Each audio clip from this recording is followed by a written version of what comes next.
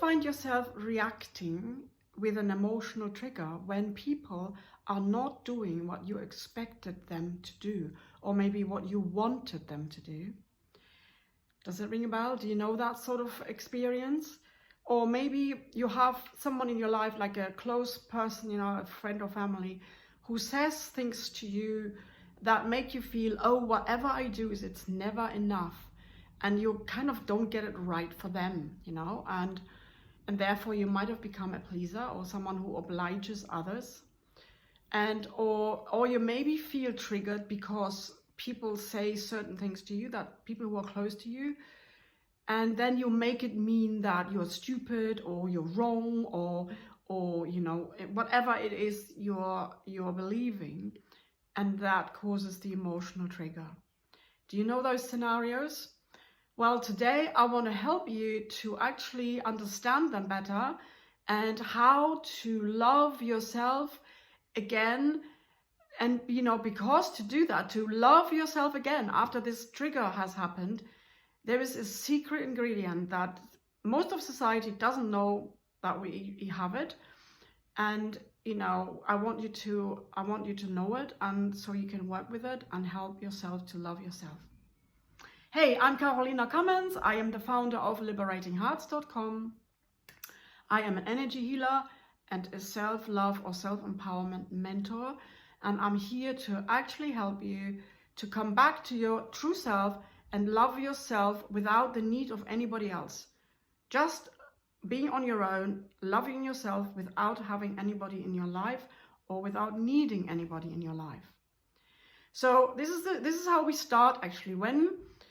Usually we feel loved when someone in our life shows us that we are lovable. They are kind, they are, you know, maybe they keep coming back, maybe they're making clear that they want to be with you. And so you feel loved by them because of them doing certain things. And, you know, and it's also because we are very much educated right from the beginning that when we're doing things right in the eyes of our parents, then we will be loved. And if we are not, if we are different to our parents, this was always the big dilemma, then our parents had the problem with that, and they wanted us to change and be different, and then we made it mean that obviously I'm not loved the way I am and I need to be different. And then you might start pleasing other people, or you might change it around in such a way that you feel unlovable, unworthy, and you know, not loving yourself because obviously people don't love you, people don't want you, so that means you're not lovable. But note this very first insight, you really need to be aware of that you believe that you need other people to do certain things to show you that you are lovable, to show you that you are, you know, a nice person, and that yes, you can be loved. And then you will love yourself, maybe. And that's the lie, that's the fallacy, that's the way when you're going right down, you know, you're going basically into codependency when you follow that. This is also something you need to see. Become aware of that you are needing something from other people. And if you're not having it, then you're not okay, then you don't feel loved. This is conditional love. And that's probably what most of us had in our childhood. We were kind of made to believe that we can only be loved if we do certain things. It was not what our parents meant to do, but that's how it came across for us as children. So now we need to, in order to come back to our true self and in order to love ourselves, we can no longer be dependent on anybody else around us. So for instance, in my life, I have experienced right from the beginning, because my brother burnt himself badly with boiling hot water. He was only a year old, had to go to hospital. I was just born, I was 3 weeks old, and I was left with my grandma because my mom, she wasn't allowed to take me to the hospital. And I made that mean, oh, obviously I'm not wanted because otherwise I wouldn't be left with grandma. My mom obviously doesn't want me. So that was the, the baby's assumption. And it's it stayed for a very, very long time because it was so early when I kind of experienced that and when I made that belief in myself, that it was taking me a long time until kind of really recently. Well, I thought I had already worked with this, and I did. But in June we had some energy upgrades for the whole planet, and maybe other people, and I know other people have noticed that as well, that old emotional pain was coming up again then. I believe it was early April and then again early June. And so I had the opportunity, and I was grateful, really grateful for that these old triggers and the old emotional pain did surface again. For me, it actually happens when I go dancing, tango dancing, and where you change partners after every sort of 3 songs. You dance together 3 songs, you sit down, you change partners, and you always have other partners. And I experienced in a particular dance there that there were so many men who normally do dance with me, they didn't ask me. And it was kind of getting, I can take 1 or 2, that's fine, that's in proportion. But when all of a sudden so many, like it was 5 or 6, didn't choose to dance with me, and that's when the trigger came up again. So I looked at the outside scenario, and my mind made it mean, obviously I'm not wanted, and that it is an old pain that's still unresolved. It would not hurt if it was resolved. So now I had the opportunity, the great opportunity, to free myself from that trigger, from that belief, from that assumption that I am not wanted. And it was a big blessing. From then on, I would observe. Every time it would come up a little bit again while I was at the dance, and I would notice it. And I am not making it mean anything to do with them. I'm really, really careful to let them be as they are. So this is the first thing you need to do in order to take back your power from the other people. You come back to yourself and you realize, this is my trigger, this is my emotion, this is my belief that isn't true. And I need to shift this inside of me. I need to look at it in a different way, with new eyes. So number 1 is, I need to let the other people be exactly as they are. They can do whatever they like doing.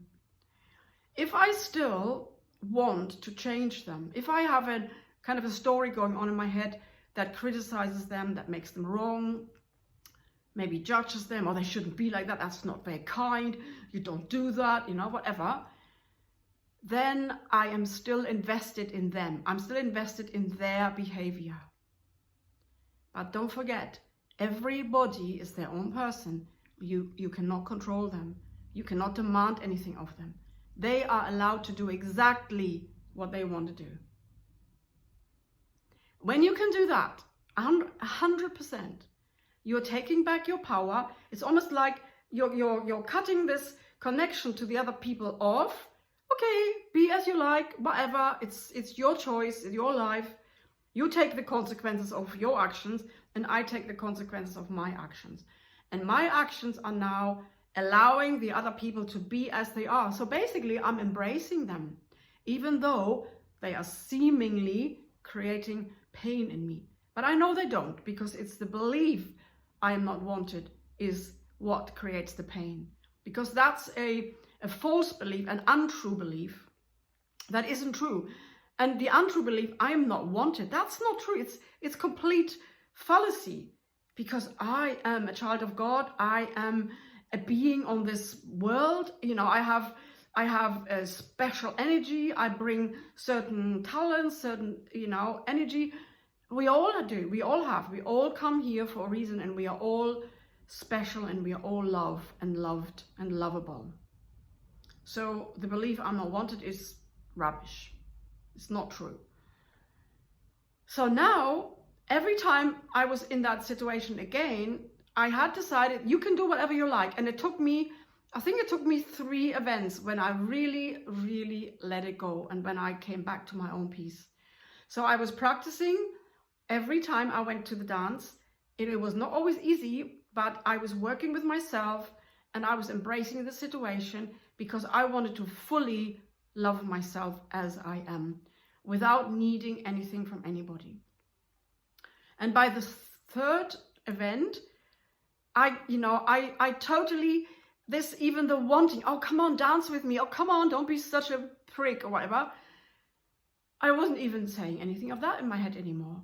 I was actually truly saying, you can do what you like. I love you for whatever you decide. You choose, fine.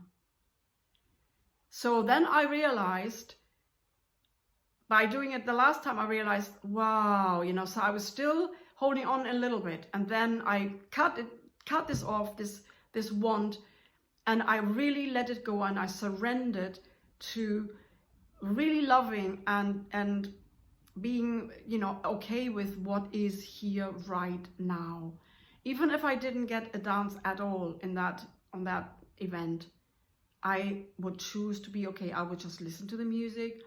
I would look around and enjoy the music. There's always something we can enjoy or something we can be present to without wanting or needing anything. See, that's the key.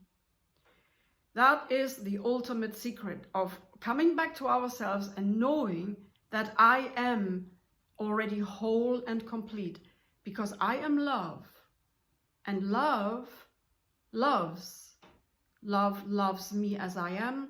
Love loves this situation I am in, the other people who are there with me. Love allows everything to be as it is.